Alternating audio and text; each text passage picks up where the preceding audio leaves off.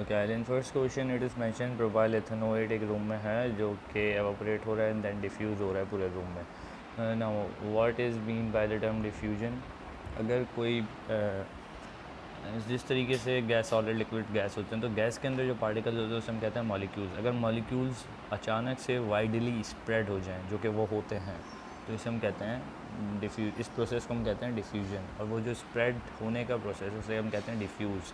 अचानक से रैपिडली वो स्प्रेड हो जाता है, ठीक है। इसके लिए कुछ टर्मिनोलॉजी, कुछ फैक्टर्स होते हैं, जैसे कि टेम्परेचर बढ़ा दिया या फिर प्रेशर कम कर दिया, तो फिर वो बहुत जल्दी स्प्रेड हो जाता है। So what is mean by term diffusion? The process in which molecules of the particular gas spread widely in the fixed ratio of time. This diffusion is affected by several things. For example, if we increase the temperature, diffusion take place in a rapid manner. Also, if we decrease the pressure, diffusion got faster.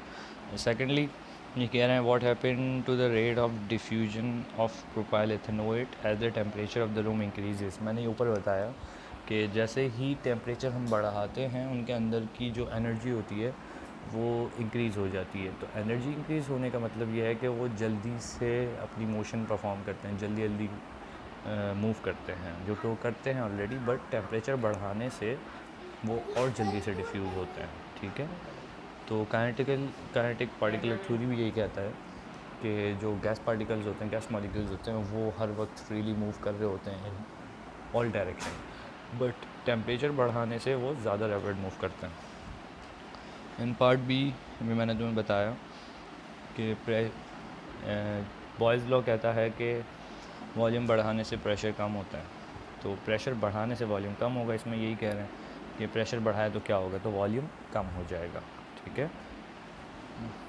इसको 2 line में तुम लिख सकते हो या 3 line. Describe and explain. Okay, इसमें कह रहे हैं टेम्परेचर बढ़ाने से क्या होगा वॉल्यूम को, तो टेम्परेचर बढ़ाने से वॉल्यूम बढ़ता है। फॉर एग्ज़ाम्पल,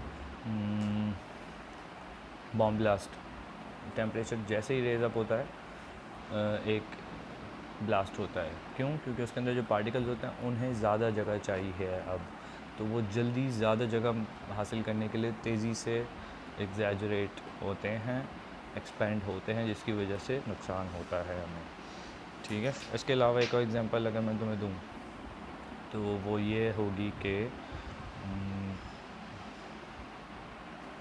टेम्परेचर बढ़ाने से वॉल्यूम बढ़ता है। For example cylinder, gas cylinder, हम उसको थोड़ा सा भी हीट दें तो वो भी फट जाता है। वाई? बिकॉज़ उसके जो वॉल्स हैं अंदर सिलेंडर की, वो इलास्टिक नहीं है, वो फिक्स वॉल है, ठीक है, फिक्स। तो अगर वो इलास्टिक होती तो एक्सपेंड हो जाता सिलेंडर, बट एक्सपेंड होना है, अब वॉल्यूम ज़्यादा चाहिए, वॉल्यूम बढ़ रहा है टेम्परेचर बढ़ाने से, तो इस वजह से blast take place. Now in third ये यही लिखा हुआ है कार्बन डाइऑक्साइड के मॉलिक्यूल्स हैं। ये इतने टाइटली पैक क्यों नज़र आ रहे हैं? वाई? बिकॉज टेम्परेचर बहुत लो है और टेम्परेचर लो की वजह से वॉल्यूम कम होता है। सेकेंडली, एटमॉस्फेयर प्रेशर बढ़ा दिया है, प्रेशर बढ़ा देते हैं तो चीज़ें कंप्रेस होना शुरू होती हैं, ठीक है। सो इसमें भी बॉयज़ लॉ और चार्ल्स लॉ ही लिखना है। Now in second question teacher ने एक लिक्विड ब्रोमीन बॉटम में रखा है, उसके ऊपर एक सॉल्वेंट ऐड किया है। 10 मिनट के बाद वो अपना कलर स्प्रेड करना शुरू करता है एंड आफ्टर 2 आवर वो पूरा ही मिक्सअप हो जाता है उस सॉल्यूशन में। What is solvent? Solvent is a solution जो कि टेंडेंसी रखता है अपने अंदर कोई चीज़ सॉल्यूबल, कोई चीज़ मिक्स होने की, कोई चीज़ सॉल्यूब करने की, ठीक है।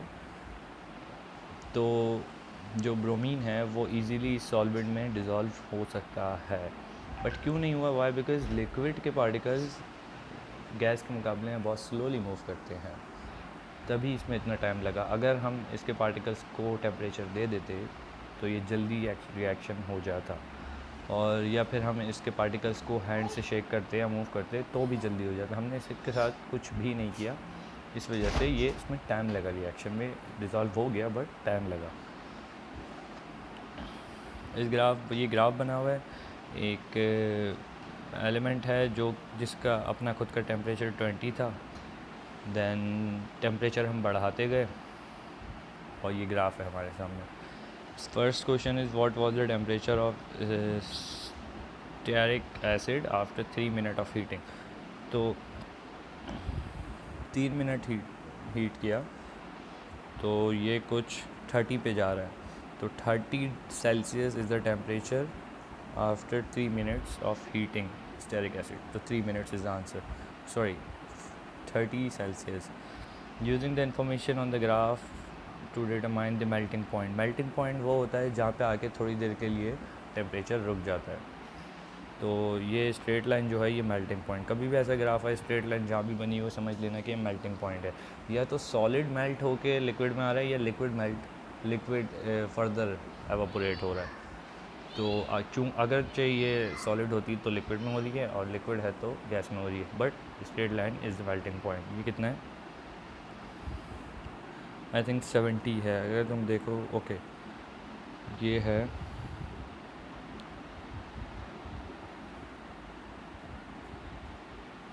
72. ठीक है, 72 is the melting point of stearic acid.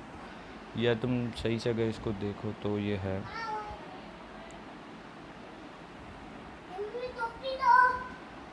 1 2 3 4. Okay, 72 is Celsius is the melting point of stearic acid. C में कह रहे हैं describe the arrangement and motion of the particle in stearic acid. तो अरेंजमेंट स्टेरिक एसिड की कुछ यूँ होती है कि as I teach you before about hydrocarbons, तो स्टेरिक एसिड को फैट्स भी कहते हैं. ठीक है, तो हाइड्रोकार्बन की एक चेन होती है जो कि मिनिमम 13 कार्बन होता है, maximum 21.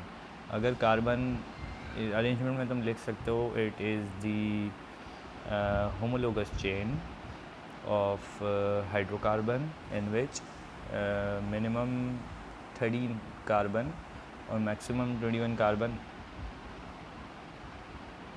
Attach together in an equal manner और अ फिक्स रेशियो.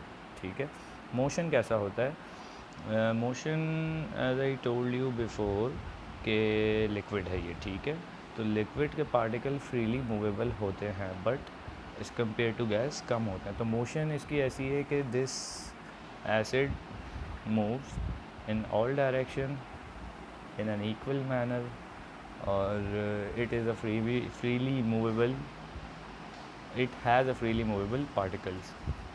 ठीक है, इधर अगर ओके ये तो MCQs हैं. आइल MCQs के आंसर मैं तुम्हें सेंड कर दूंगा. I am quite busy too currently. तो अगर तुम सब्जेक्टिव पार्ट कर लो, ऑब्जेक्टिव के I send you in a bit. Okay, thank you.